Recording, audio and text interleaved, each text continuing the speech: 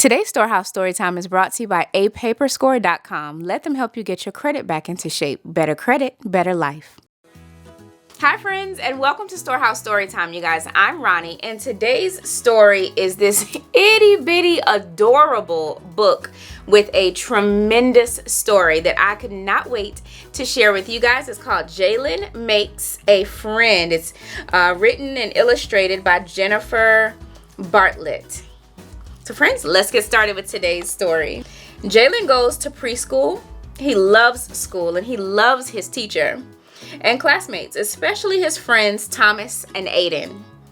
"Good morning, Jalen," calls his teacher, Miss Natalie. Jalen smiles and puts his backpack in his cubby. But on his way to his favorite activity station, the building table, Jalen stops. Something is different. A new boy plays at the building table. He is about Jalen's age, but he sits in a wheelchair. What is wrong with him? Wonders Jalen. Jalen turns to join Aiden and Thomas at the puzzle table. "Jalen," calls Miss Natalie, waving, "I want to introduce you to your new classmate, Patrick. Patrick loves bricks just like you. Perhaps the two of you can build together." But Jalen doesn't want to build with Patrick. He doesn't know Patrick. And then there's the wheelchair. Still, he follows Miss Natalie to the building table. "Patrick, I'd like you to meet Jalen," she says. "He likes bricks too. He's building the International Space Station. Is it okay if Jalen joins you?" "Sure," says Patrick. Jalen sits silently, watching Patrick work with the bricks. "Do you want to build the shuttle?" asks Patrick. He shows Jalen just what to do. "We can work on the service module next. That's where the crew lives. Then the doors, and then the labs."